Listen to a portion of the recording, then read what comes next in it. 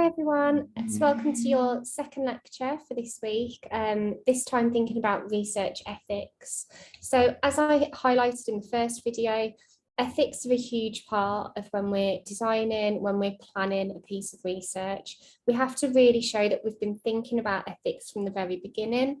So it's not an afterthought, it's not just an application that we have to do. Once we've kind of thought of the research, it's something that really has to be embedded from the very beginning. So today we're going to be thinking about some of those key principles and then starting to really try and think about what these mean in practice. And in your next taught session after the reflective week, you'll be thinking about these research ethics in relation to designing research. So applying these principles to something much more practical. So what are research ethics? Why do we need to follow ethical guidelines? So this is something that I really want you to try and think about as we're moving through this lecture. What's the purpose of having a set of ethical guidelines? Why is it that we need to follow them? What's their role in designing research? And really what we're going to be talking about is how ethical principles hold us accountable. They make sure that we're being responsible researchers, which can be really, really vital when we're either doing sensitive research or we're working with potentially vulnerable populations. We've got an ethical responsibility, and that has to, consistently be being applied throughout the research project. So the purpose of ethics. Research ethics are absolutely fundamental to conducting good research, good practice. So both when we're designing the piece of research, but then also thinking about the purpose of ethics when we're doing the research. So some of the principles that we're going to be talking about today are much more of the procedural ethics. It's that procedure of applying for ethics, making sure we've thought about those key principles. But then we also have ethics in practice. And that's, no matter how much planning you can do around ethics, knowing how to respond to things that are happening when you're researching is a really important skill to have. But being aware of the principles and having a plan gives us that, some of those building blocks to be able to respond to ethics in practice. So as I said, research ethics aren't an afterthought, but they should be informing all stages of research. They should really be informing the types of methods that we're using and how we're selecting those. So these are some of the ethical principles that we're going to be talking about today. So we've got a duty to not harm participants, so to respect them, to keep them and to not, cause any emotional or physical harm to them. Anonymity and confidentiality, the right to withdraw, power dynamics and informed consent. So all of these principles are really vital when we're working with participants and doing research. But what's really important is that we still have to undergo an ethical clearance. So we have to do an ethics application, even if we're not working with participants. It could be that we're working with a data set that already exists. And then we therefore have to, make sure that in terms of anonymity, confidentiality, we're still respecting that data set and any potential participants that might have been involved within that. So one of the most kind of known ethical principles, I think, is that we cannot harm participants. So this is saying that for participants that get involved in our research, they shouldn't be suffering as a consequence of their involvement. So in terms of physical and emotional harm, they should be no worse off at the end of the project than when they started. Now, even though it might seem really simple to say that you're not going to harm, particularly physically harming participants, if we're doing an interview, for example, it can be, quite straightforward to guarantee that you're not going to cause any physical harm. But where it becomes a bit trickier is around emotional harm. So if we're asking participants to potentially retell sensitive stories, to reflect upon experiences that might have been difficult, Are we then risking that they're going to be emotionally harmed by taking part in this research? So there's a question of whether we're, reopening the wounds of participants, so reopening the wounds from previous experiences for them to talk to us in the interview, and then we're leaving them to deal with that afterwards. And ethically, how can we protect against that? How can we ensure that if we are asking participants to take part and share some of these, difficult experiences, how are we going to provide them support during but also after the interview? Do we have a distress protocol in place, for example, in case a participant does become upset while we're working with them? Now, while protection against harm is a really key principle to uphold, we also have to be thinking, well, are participants going to benefit at all by taking part in this research? And actually, for a lot of research, particularly when we're working with, marginalised communities, we do have a duty that participants actually benefit from taking part in our research. So how are they active agents in the research process? What are they going to gain from being in this research? And so for my research on disability hate crime, that was really, really important. So, first I have to consider, how can I make sure that emotionally participants are, supported, that we're not causing them emotional distress, but also, being able to have that platform to share experiences, to be able to inform policy change or changes in practice. That's a key benefit to taking part in the research. So it's also thinking about, what we do with that research might be that we ensure that participants are directly or indirectly benefiting as well. Anonymity and confidentiality. So both of these are designed to protect the privacy and the identity of participants.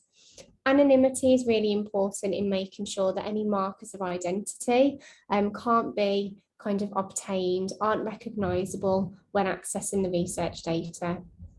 A really common practice to ensure anonymity is through the use of pseudonyms. So basically fake names that participants might be called when using your data.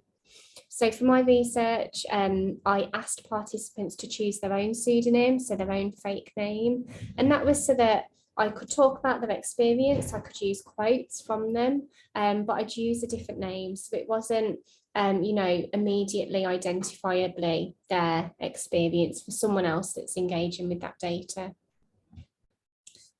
Now, anonymity is, we can use some pseudonyms, we can remove the names of participants, but sometimes this also means that we have to think about the level of detail that we're providing. So if I, for example, was talking about a participant's experience and I gave information about where they lived or where a particular experience took place. If it was in a small town, for example, and there was only one shop, and I said that, a participant from this town had experienced a hate crime within the shop, that might be enough information for people to recognise the participant in that story. So it's not just about changing the names. It might also be about, trying to limit how much information we give about the location or potentially the kind of service that we're talking about. Now, confidentiality relates to the protection of data. And participants, when they're taking part in a research project, they're trusting that as researchers, we're going to ensure their data, that their identity is protected. Confidentiality can be tricky when we're working with participants, and usually when we're doing a process of informed consent, which is what we're going to talk about soon, there are limits to confidentiality, and this can be a real ethical conflict for researchers. So say, for example, you are researching around the topic of domestic abuse and a participant gives you information that suggests that they're currently experiencing domestic abuse, and so suggests that they're in an immediate risk of danger. As the researcher, you've ensured that you've said that you will keep their information confidential, that you won't tell anyone else what they've told you. But it might be that if they're in the risk of immediate danger, that actually you've got an ethical duty to go to the police or to do something about what the information that they've given you. Similar things happen where, if a participant says that they've been involved in some kind of criminal offence, ethically as the researcher, do we have to do something with that information?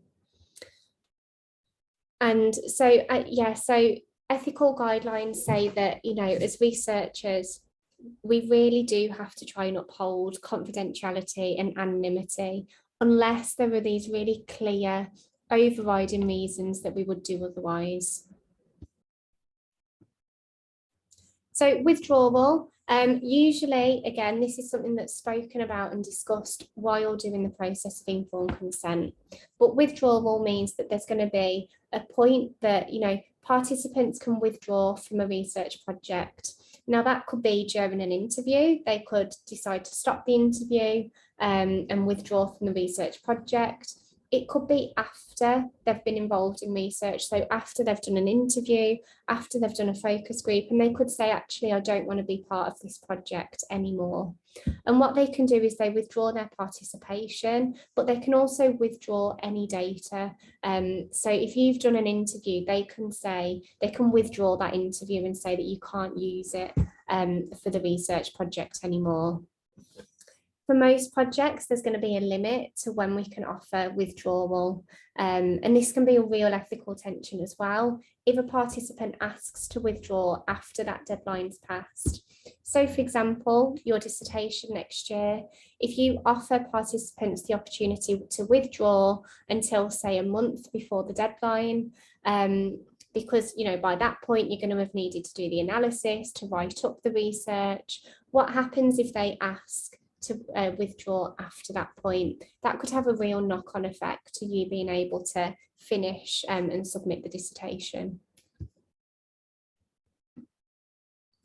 Power dynamics are a really interesting ethical principle to reflect upon.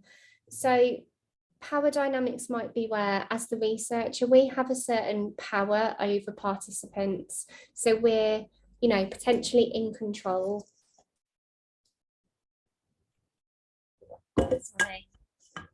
We're potentially in control of that situation.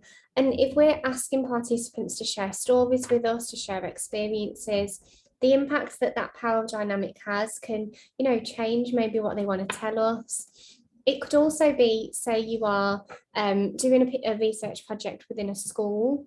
As the researcher, is there a power dynamic between you and the children or the young people? And is that going to impact how they behave? If you're doing an observation, is that going to change how they're behaving, how they're acting?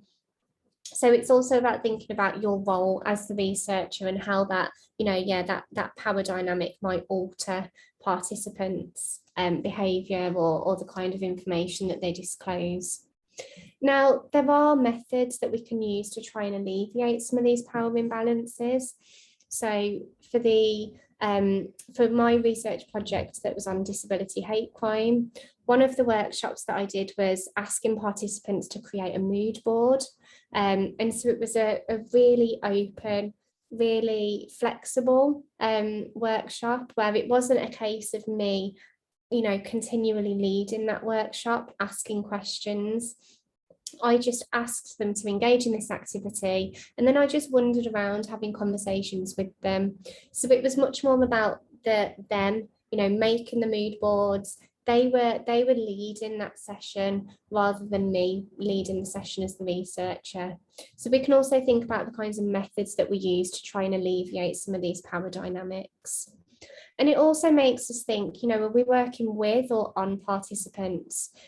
So there's a real need for researchers to not see participants as merely subjects. We're not working on participants. How can we engage participants with the research process? How can we make it more participatory or more collaborative so that participants have got more control over their participation in the research project?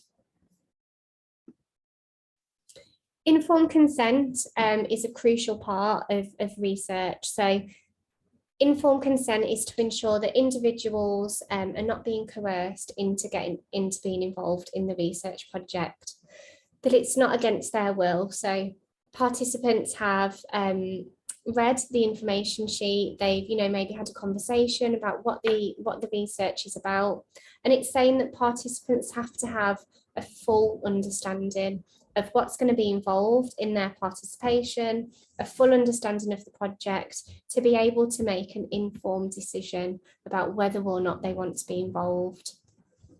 Informed consent can happen at the beginning of a project, so it should happen before participants have got involved in a project, but that doesn't mean that that's the only time. So actually, if we're engaging with participants, several times over a period of time, we could have a more informal informed consent process where it's just verbal consent. So you've done an interview with someone already, they've given informed consent, and then say you're interviewing them again in a few weeks.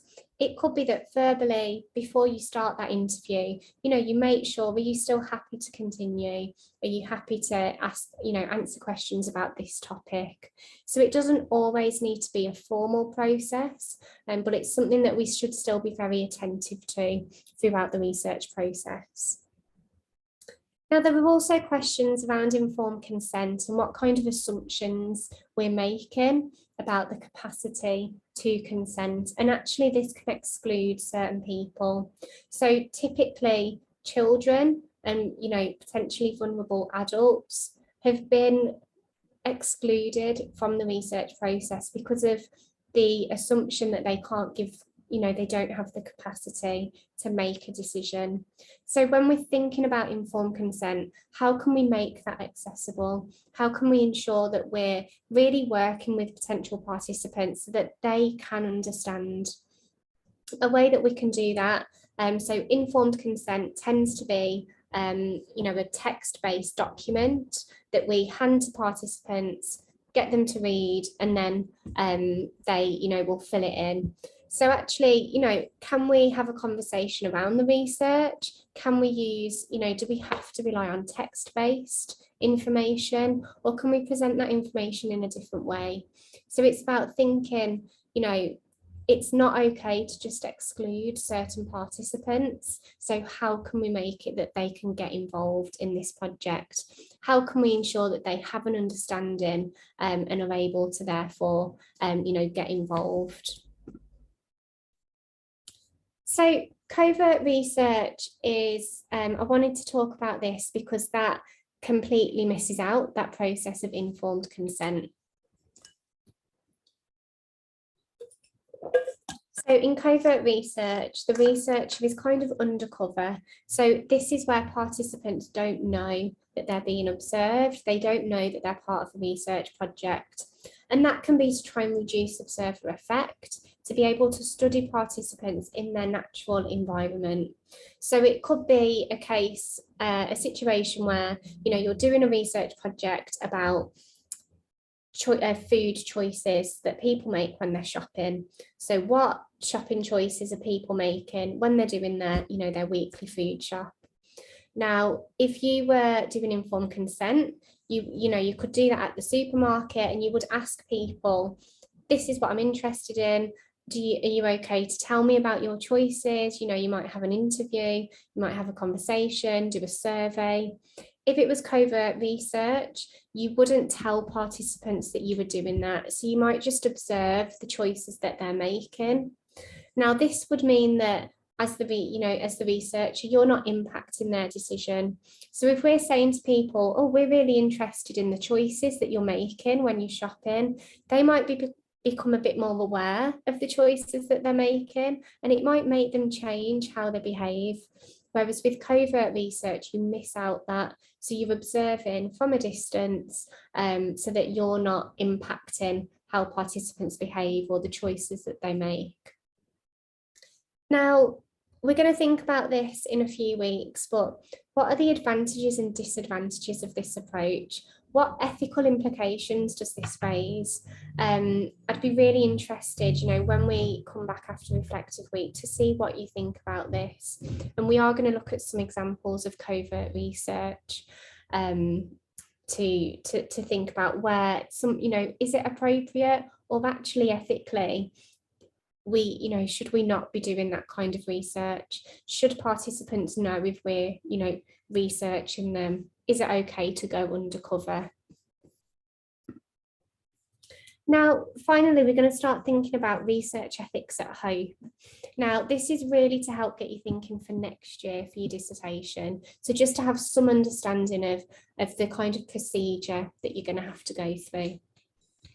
Now, as any university, all research that's conducted by both staff and students have to go through university ethics clearance. So it has to be subject to the policy at that university.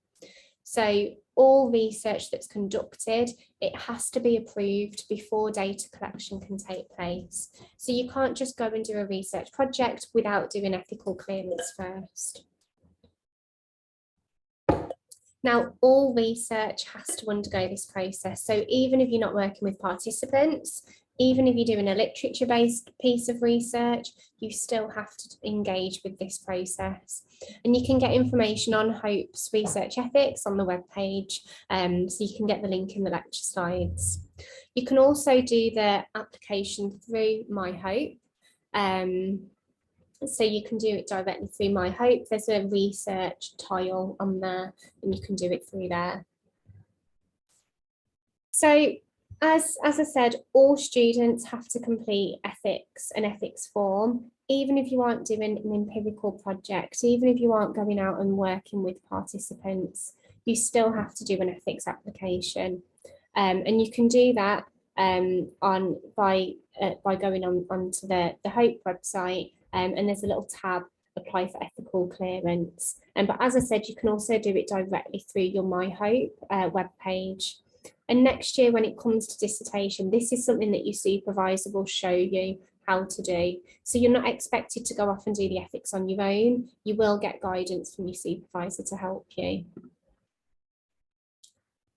So if you are doing a text-based project, so literature-based, a review of policy, some kind of media analysis, that can all be approved by your dissertation supervisor. So you still have to submit it in the exact same way, but it can be approved by your supervisor. Now, other research, if it's empirical, if it involves human participants, that has to go to the subject ethics lead, and that will go to an ethics committee, and that can take longer. So it can take between 4 and 8 weeks. So that's really important if you are planning on doing an empirical project, that you give yourself that time it means that you can't, collect any data until you've got that clearance. So this could be, if it's more complex, so if research is involving vulnerable adults, if it's involving children, if it's covert research, for example, that would have to go to the school ethics committee, which can take even longer. So that can take 6 to 12 weeks. Now, this is really important to think about. If you're interested in education, for example, it might seem, the easiest thing is I'm going to go into a school and I'm going to do an observation, or I'm going to interview children. Ethically, that's going to take a lot of planning. And so if you are going to be looking at that, you have to be organised, and you have to make sure you get your ethics application, thoroughly completed, but you have to submit it very early. So make sure you're leaving yourself enough time to apply for ethical clearance. It's really, really important that you give yourself that time. If not, you're going to be pushing back every other part of the project. Think really carefully about whether it's necessary to do research with vulnerable adults or those under 18. You can do it, absolutely, we will support you, but it is going to mean that you have to be particularly organised in getting that all submitted. Work with your supervisor, so your supervisor will help you through the ethics application, for all pieces of research, whether that's literature-based or whether it's an empirical project. In terms of improving your applications, this is something that Hannah has put together. So Hannah is part of the school ethics committee. And so Hannah has had to review quite a lot of ethics applications. And she found that many of them were missing out some of the same bits of information. So Hannah really helpfully was able to put this together for us. So you need to state the obvious. The reviewer, whether that's Hannah, whether that's the bigger committee, they need to be completely reassured that you've thought through every single detail of this process and that you've considered all of the ethical issues. So main students, main problems in student applications are that not enough detail has been given, that not enough stating the obvious has happened, particularly on recruitment methods. So it's not enough detail to say, I will post my survey online. You need to be much more specific. Where online, what participants are you looking to to respond to the survey? You can't just say that it'll be, online somewhere. Have you thought about power, those power issues, possible coercion, especially if you're interviewing people that you know, or as we were saying, if you're interviewing children or potentially vulnerable people? Do you need a gatekeeper to be able to access certain populations? Sometimes we have to go through a service, through an organisation. How are you going to ensure participant anonymity? Also giving detail about what you expect each participant to give to the project. Are you asking them to give up too much of their time? Ethically, that's not okay. We can't, expect participants to dedicate too much time to our research. If it's COVID, with the pandemic, we have extra ethical considerations we have to do. If it's face to face, how is that going to work? How are you going to keep a distance? How are you going to keep both you and the participants safe? So there's a list of key references for you if you want to read a little bit more about ethics. Now you will have a session thinking more about ethical issues after the reflective week. But if you've got any questions before that, please do feel free to drop me an email. So the ethics is going to be part of this task too that we introduced in the earlier lecture this week. Now, if you've got any questions, as I said, get in touch. But if I don't speak to you before, enjoy your reflective week.